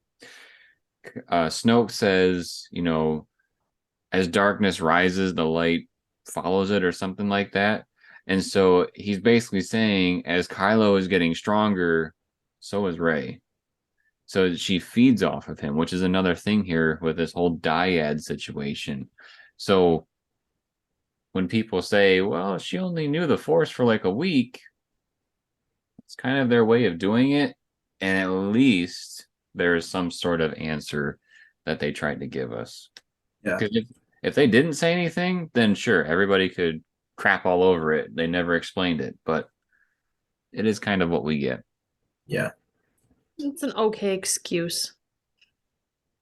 Once they're linked together. Yeah. Thank you, Snoke. I'm saying I like it because it gives us something of an answer. I don't necessarily like the idea that she can get strong so fast, but at least it's something that they're telling us. Another thing to help you sleep at night. I get it. Well, Yeah, one thing that a lot of people say is don't fill in the plot holes for Disney. Like they should be telling you the story. You shouldn't have to tell yourself these things to help yourself sleep at night. So I'm glad that this instance kind of had something, but yeah, Right? it's not always the best. I gotcha. It makes sense. Your point makes sense, not necessarily the excuse. I'm not a fan of the excuse, but the fact that they said something instead of just leaving it ambiguous is better than nothing, I guess. Hmm. um, one other thing I liked from this movie was BB-8 really they cranked him up even further. He was doing some crazy stuff in the last movie, but this movie he really takes to the next level. BB-8 stands for BattleBot or something because on Canto Bite, like the code breaker comes around a corner at BB-8 literally has like three guards on the ground like bound up and like who knows how that happened? No idea. And then another guy comes around the corner and then he gets hit with a machine gun of coins. That was a great scene. I loved that. Yeah. And then the little like I One of think the that's the one too where he was fixing Poe's ship and he had one little claw go out to try to fix a short circuit, and then another little claw, and before you know it, he's got like 20 little claws trying to hold everything all together. Yeah. I And don't then know if this is what happened, but I do know in Star Wars Battlefront 2, the video game, they eventually put BB-8 and the First Order droid in there as playable heroes. And one of the things that BB-8 could do is he could take those cables that he has and he puts them all the way out and then twirls them to smack people around. oh, Maybe that's what he did. yeah, he did something. I don't know. I'd love to see how those guards got there, but maybe we'll get it one day. And then obviously at the end, BB-8, even though BB-8 is the one that really is the one that gets them caught, right? Because the other droid kind of is the one that's kind of scanning, and the people don't really look any different. But then the droid notices like, oh, there's a trash can moving around on the ground. Weird. Right. So yeah, BB-8 is like the one that gets them caught, and then they don't even like capture the droid. They just have Rose and Finn ready to be decapitated or something. Yeah, those like electric axes or electro Those are cool. axe. Yeah, what do you Yeah, guys think about the weapons in this movie? they Like were the neat. Torian guards all had really cool weapons. And Yeah, I liked them. I remember seeing them on toy shelves all over the place as well, especially the axe, which was, and that's kind of funny, giving a kid a Star Wars axe. But yeah, um, this is going to sound very devious, but I wish we could have seen them used somehow, some way. Um, just because, like you said, they're cool. Are yeah, they cool just to look at, or do they do cool things? And so I wish they would have went a little bit extra with some of those. yeah, Somebody could have lost a limb. That would have been cool to see. yeah. Yeah, let's chop off Finn's pinky and let him really know what's going on here. Or hand like anything could happen. Well, yeah, Star Wars is a thing for hands. Yeah. Um. Oh yeah, but basically they don't capture BB-8, so he's able to hijack a walker and just go to town, just mowing everybody down. Apparently he's got the controls for that. So Doesn't he like throw the top of it off too? yeah, yeah, and he's just like got the exposed wires and he's like hot wiring it or something, and that's all he needs to walk it wherever he needs and shoot accurately, I guess. Yeah, that was a pretty funny thing. One of the other things that I liked, um, was a really cool quote, and I probably liked it more than what the average Joe down the street would. I don't know why. We just kind of stuck with us, and we kind of used it a lot in our daily lives. Just, I don't know, something fun to say, I suppose. Uh, was let the past die. And so that was a phrase that really kind of stuck with me. Everybody has struggles that they go through and things that maybe aren't super great memories somewhere in your life, right? And so it was kind of just a way to, instead of telling somebody to feel better, it was kind of like a comedic way, I guess. So you could tell your friend, like, just let the past die. Like, of course, it doesn't work like that, but I don't know. I liked the quote that came from the movie. Yeah, I remember that resonating in our lives together because we were together during that time, far before that time. But there's things in life that it's a lot easier just to say, let it die, just forget about it. And I think that if there's one thing that really resonates from this film, it's that quote. I think he did that quote did this movie a lot of good, It's so like to a way speak. of saying find a way to move on. Yeah. Yeah. Okay, but would you kill it if you had to? That is a great question. Well, the answer it depends on your definition of kill, but the answer is yes. Yeah. During that time, we did. Did you like the bombers that they had in the beginning? So that was one of the things I was going to bring back up in the final segment, actually. So maybe we'll transition to our final spot and we'll pick up with this. So when we come back, we're gonna just wrap it up, talk about some things we may have forgotten to mention throughout the other segments, and then we'll call it good on this one. So stick around. Have you ever wondered what it's like to grow up during the prequel era? Do you wonder what type of merchandise was around then? How different was it than it is now? Check out our videos on this channel where we talk about the merchandise of The Phantom Menace and the merchandise of Attack of the Clones. They are here on this channel. The Phantom Menace is my first video ever on YouTube, so there's a special place in my heart for that one, so please, if any, check that out. Now back to our show. Welcome back to our final segment here. When we left the third segment, we were talking about the bombers in the very beginning of the film. Austin had asked what we thought of them, and I thought the bomber ships were pretty cool. You know, when you think of a bomber, you think, wow, those things can do damage, and clearly these ones could because they had so many explosives in them. But my question to you guys, so the final bomber that was left, they were like, you know, why aren't your doors open? Blah, blah, blah, blah, blah. How did the pilot die? Like all the other ones, it seemed like if they got hit once, they exploded. Mm-hmm. So, I mean, are we assuming that they were shot? Did they have a heart attack? Like, I don't understand.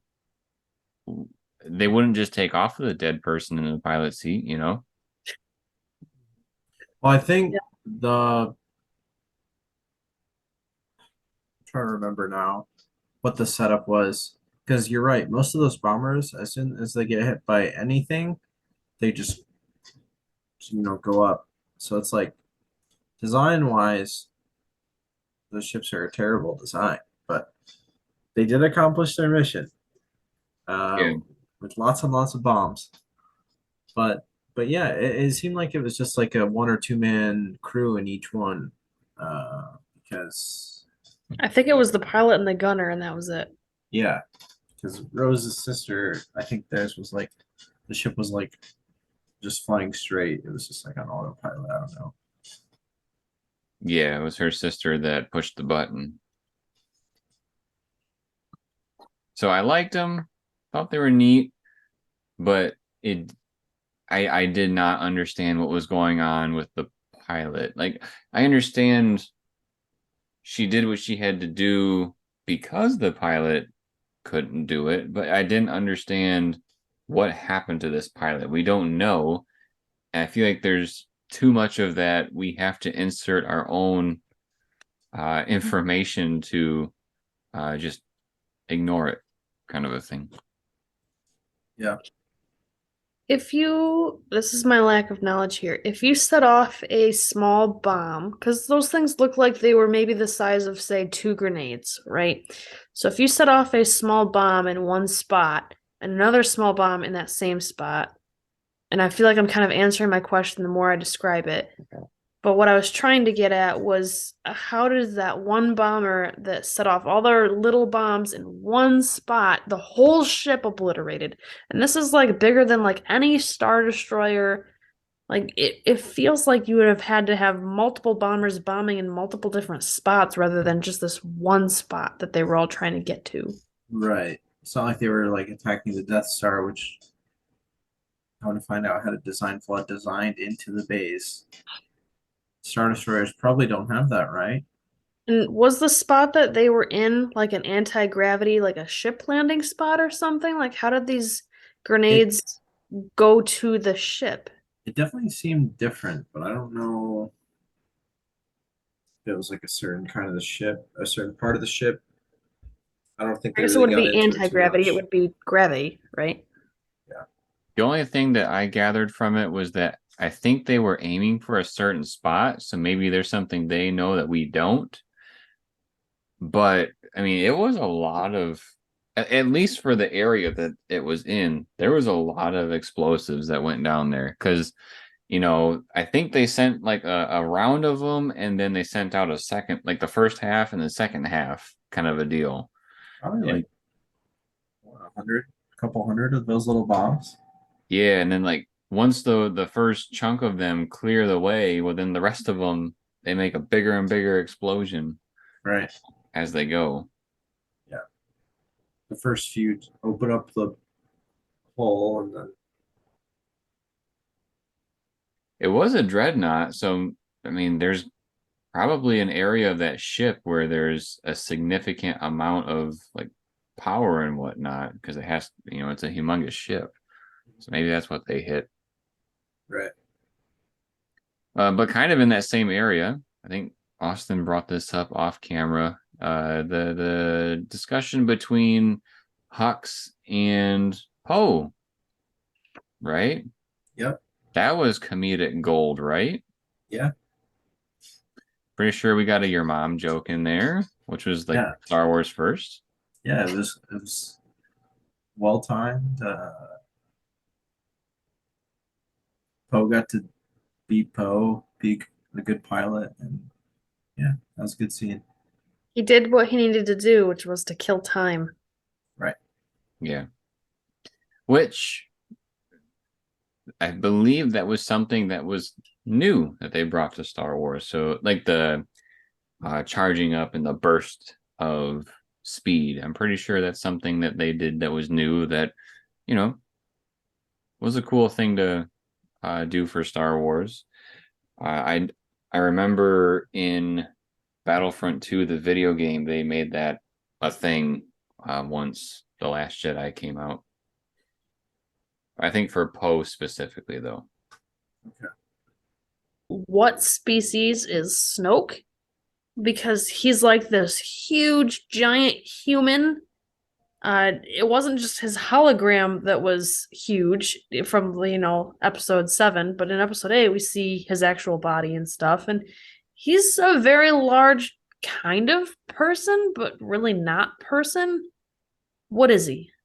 Pickle. He's not a pickle. This is He's not Pickles. Picklewick. Pickle He Snoke. was made in a lab. I don't Yeah, know. he's literally just a clone. Of what? Palpatine. A clone of Palpatine that went horribly wrong in a scientific experiment, so he got huge? Is that why he's so frail, yet everybody listens to him as if he's almighty?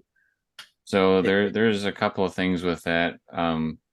Something that was said in the books is that Snoke had an altercation with Luke at one point, so that's why he has some of his scarring.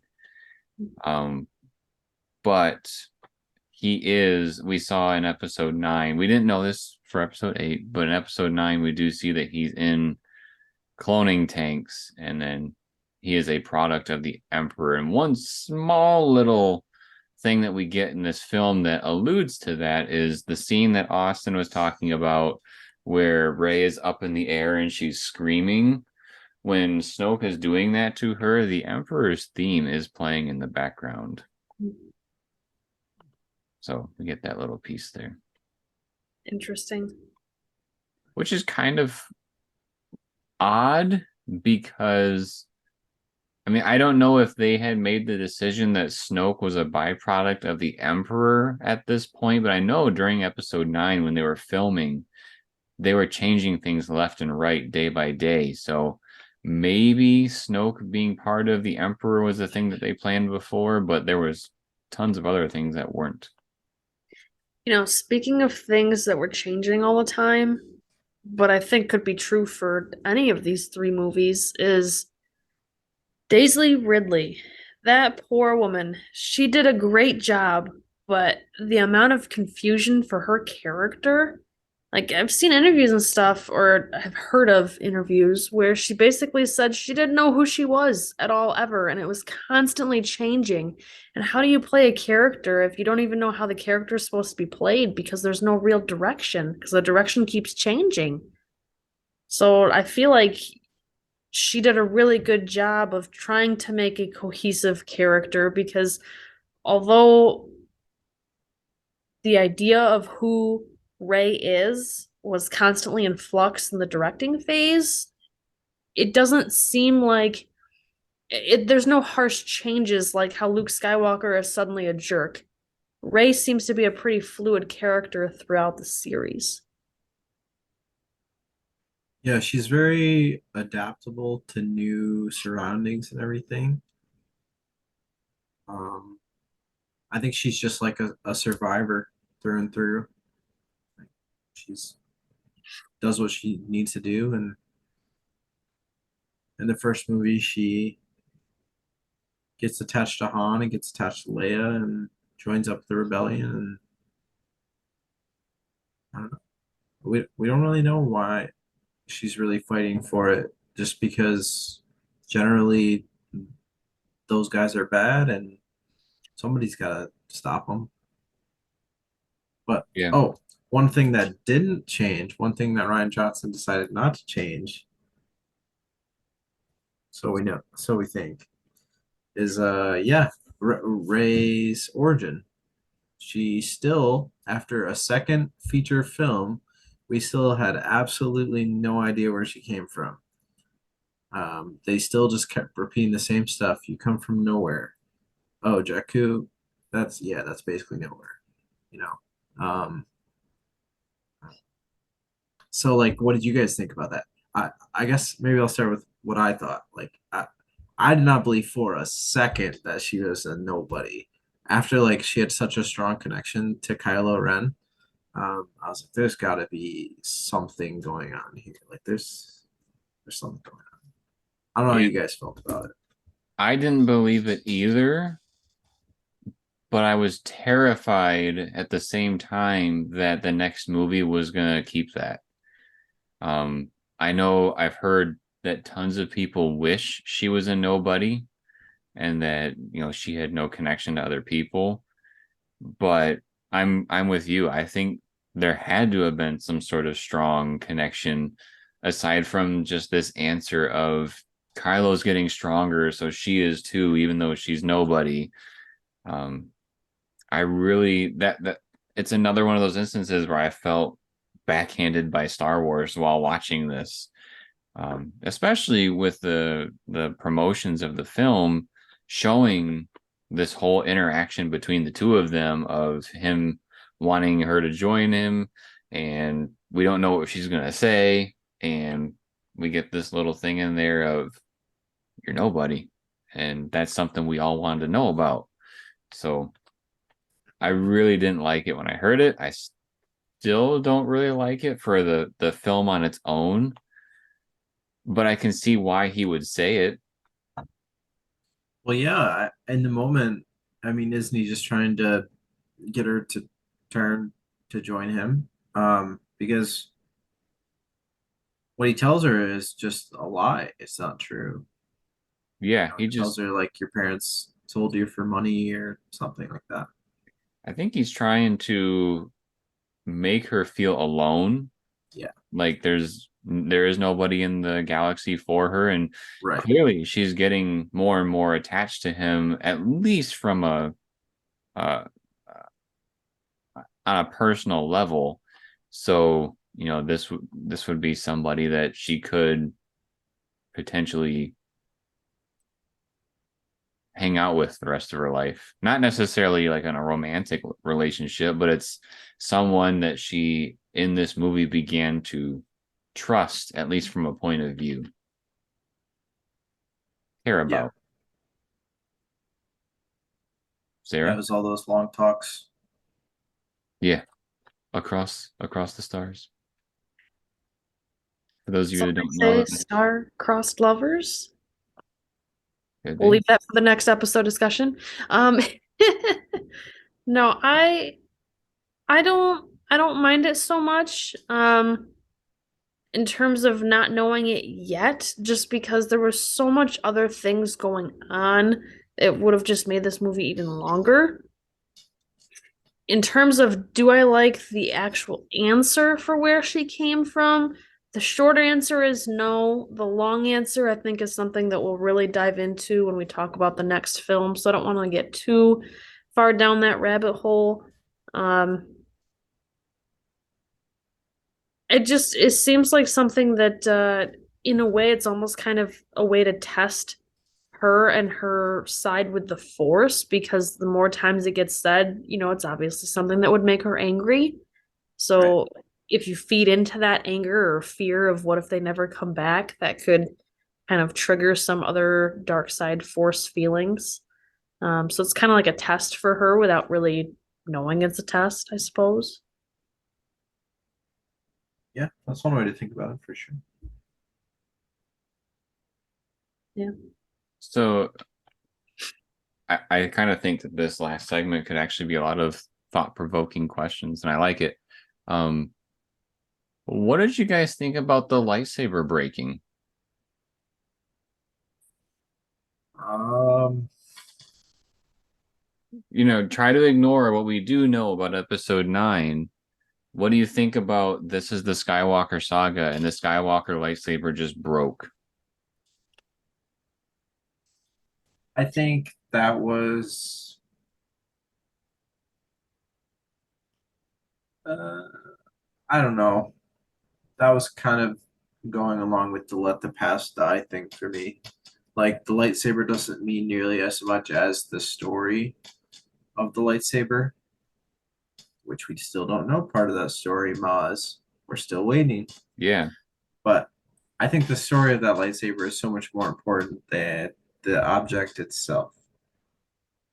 I think I would agree with that. It didn't really mean a whole lot to me in terms of the specialness of it being the Skywalker saber versus just, oh my gosh, the saber broke, now you can't use it. Could have been any saber to me, and I don't know, it would have really made a difference. For me, it was actually just the breaking itself. Like I wish more parts of the saber would have like flown off before it actually cracked and blew up, sent them flying. But that's all. That's all I thought about that scene. I don't know. How did you feel about it, Jeremy? I just maybe it just means a little more to me. I I feel like that saber is I mean it was clear something was important about it with the Force Awakens because it called to Rey. It was kind of a character almost. Yeah. Um, I kind of felt like it was another way that Rian Johnson was trying to uh, divert us from expectations, but not knowing where it was going to go in episode 9 really made me worry. I think I mentioned that already, but yeah, I had like some anxiety about it after seeing it in theaters, just because it's like, what more is gonna. I felt like this kind of ruined Star Wars for me when I left the theaters.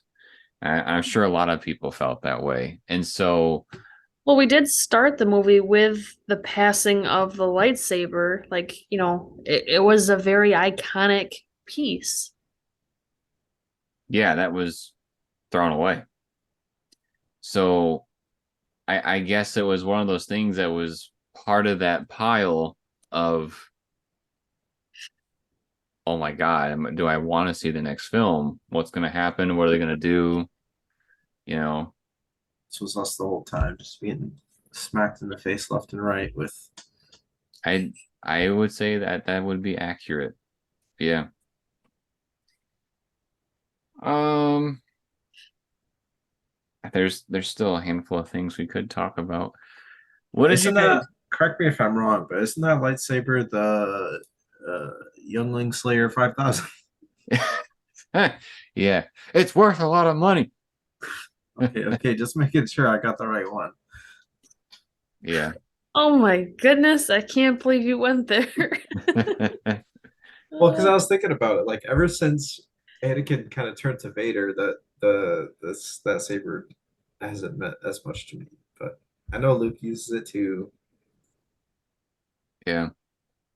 What did you guys think about how things went down with um, Kylo falling to the dark side? Like, as far as the two interpretations of the story, do you find that that situation would have been believable? As far as Luke wanting to kill his nephew, Oh, Right, yeah, this is a huge thing we didn't even really talk about. I think we briefly touched on it when we were talking about The Force Awakens, but um, short answer is no. I don't think that's something Luke would have done. And let I don't alone have know this movie. ages and everything.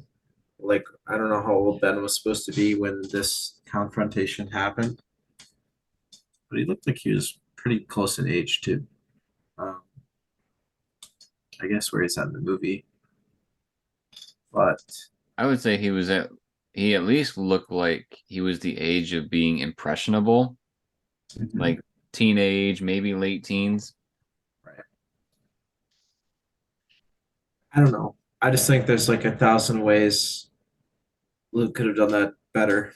Like, sure, if you're going to confront him in the middle of the night rather than wait until the morning, sure, go ahead. Just, maybe grab his lightsaber off the table first and make sure they're both secured to your belt or anywhere, really. But maybe before you start that, maybe don't ignite it and then hold it out. Yeah. Yeah, it's it kind of seems all concerning. very weird. Yeah, it's concerning that the person in charge of this Jedi training of many younglings isn't able to have an adult conversation. Yeah. It's just maybe I should kill him. Right. Especially with It's your not only a nephew. student, but a nephew, a family member. Like, can you imagine the next day? Yo, Leia, I got this feeling and I just killed your son. He's gone. I'm sorry. Well, you gotta remember as a Jedi, you're not allowed to have feelings. Right. You can't love. Suppress them all. Which there's a whole rabbit hole for that whole topic. But yeah. Um, yeah, Yeah. I also I didn't like that explanation. I'm sure you know a lot of these things we can go on and on about. Yeah, I don't like the way that happened. It could have been better. Everything could have been better. Of all the But backstories to give us, they give us this one, and it wasn't very great. Yeah. And the It worst wasn't part very is it sets believable. up no. And it sets up Kylo for all these movies and puts him in the place where he is. So it's just such a it's rough. But yeah. regardless, Adam Driver, Daisy Ridley, they were great. Great actors. All right. I think that's a good way to wrap it up um, for The Last Jedi. This podcast is probably like a double feature all on its own just because we had so much to talk about. I was looking forward to it quite a bit just because I know The Last Jedi is arguably the most controversial movie in Star Wars history. Uh, what a time. What a time when that movie came out. Uh, Yeah, if you enjoy this type of video, make sure to subscribe to the channel and turn on notifications. That way you are notified when these Shoot the Sheaves are dropped. We have quite a few episodes planned ahead of us, so look forward to those. Drop us a like if you like the video, and then obviously drop us a comment letting us know your thoughts on The Last Jedi. Um, keep things civil in the comments if you do. And then, as always, everybody, thank you for watching. We'll see you next time.